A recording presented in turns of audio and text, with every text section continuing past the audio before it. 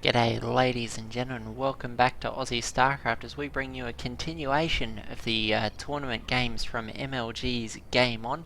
Fantastic invitational tournament that's taken place here at the end of January.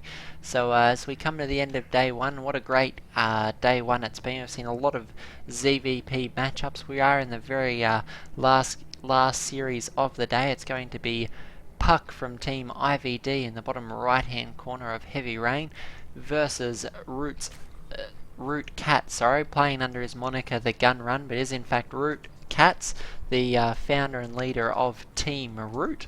And it's going to be another ZVP here on Heavy Rain, and the winner of this series of games is going to take the second slot in the round of 8. So, which of these two fantastic players will make their way through this tournament? I've really got to say it's a tough choice for me. I love watching Root Catz play, but I've been particularly impressed by Puck's play so far in this tournament, using gateway units in an unconventional way or with an unconventional level of skill. So certainly a different style of Protoss to watch, that's to be sure. So Catz here going to be macroing up fairly heavily. Always interested to see whether they go for a pool or a hatch first. I think will be a hatch first. Indeed, the worker is making his way down, so we'll have a expand before pool for our Zerg player.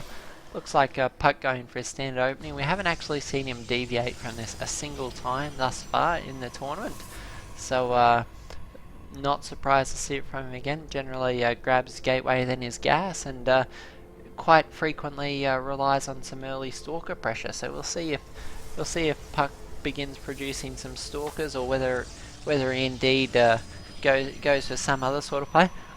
I also find it interesting that Puck builds most of his structures behind his mineral line like this. Often not what we see from Protoss players. I wonder if this is a decision to prevent some of the harass from early Zergling strategies.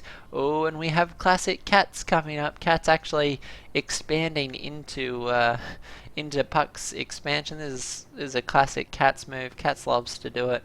We've seen him do it before in the past at great effect, and we'll see if he's able to do that this game.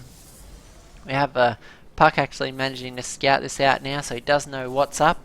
How will he respond to this? We have a stalker coming out now, and actually a lot of workers being pulled off the line. It's a little bit surprising to me personally. There's going to be a big kick in the income of Puck.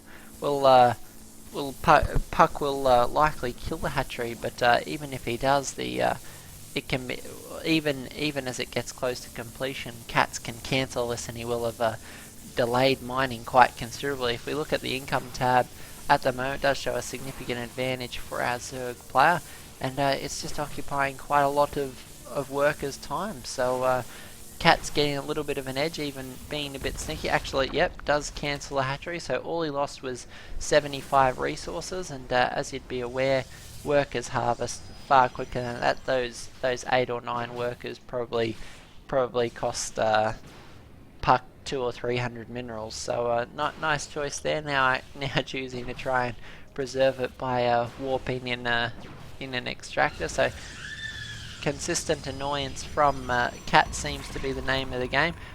Puck will finally kill off that worker, and Catz has now established his own natural quite sturdily, and has macroed up quite heavily on the back of this. We've got 24 harvesters each in play, and another 5 drones on the way. So we'll see how Catz chooses to play this out, and I'm curious to know if Puck was watching the earlier game, and whether he does in fact know some of the shenanigans that Catz is likely to try and employ on this map. We did see some fun between these two in the earlier games. So they did meet in the group stages of this tournament. I find it unlikely that Catz will be able to replicate the same swarm host ploy he used in that earlier game, though it is Catz. You never know with Catz. He has got quite a few unconventional strategies up his sleeve, though I don't imagine the swarm hosts will work twice in the same manner, though we will see. If you haven't seen the earlier game between between Catz and Puck, I suggest you go back and check it out. It was from the earlier group stages, and it was a lot of fun to watch. So we actually have Puck scouting out here, and we've got the lair almost finished up now for Catz, along with a roach warren, so it looks like a slightly different approach to this game. A few Zerglings trying to make their way in. Unfortunately for the poor Zerglings, caught between a rock and a hard place, the sentries force field them in and then tickled them to death. Death by a terminal sentry tickle. Certainly interesting way to go. I don't know if I'd like it more or less than being shot by a Colossus, but I'm pretty sure that well, the result was the same for the poor Zerglings. So a bit of a moot point. What about you guys? If you could be shot by any project, if you could elect, not that it would be a hugely popular choice, if you had to pick death at the hands of a Protoss unit, which Protoss unit would you rather it be? Would you rather it was a Psionic Storm from a High Templar, or would you rather that you got tickled to death by a sentry? Let us know down below. Always curious to hear your answers to rather moot questions, but that's what makes StarCraft fun, the dynamics and interesting sort of scenarios that envelop. We have a massive sentry push coming out of Puck early in this first game.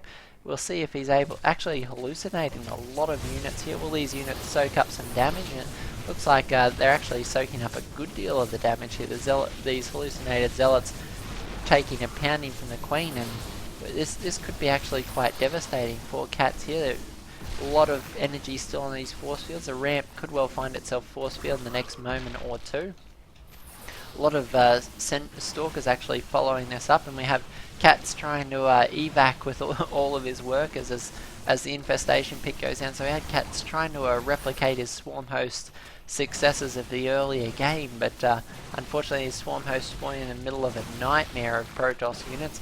A number of them going down very quickly, a few being produced at the top of the ramp here, though I think it might be too little too late. The Broodling's going to be doing a bit of damage to these sentries. A few lone locusts are making their way down the ramp, but it's just not enough critical mass yet. This third swarm host unfortunately is going to have to beat a retreat, but focus fire will see that one go down. I think game one may well be going Puck's way here. Catz unfortunately unable to stop this fantastic timing attack from Puck.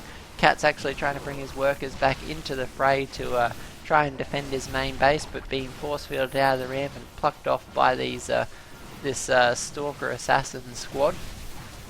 And Catz GGing out of game number one, so Puck able to take game one in convincing fashion. Certainly not going to fall for the same trick twice in a row. We'll see if Catz can wrestle back this series in game number two, or whether Puck will proceed on to the round of 8. So hope you guys enjoyed it. If you haven't, by all means, please do sign up to the channel. We have subscribe buttons all over the place.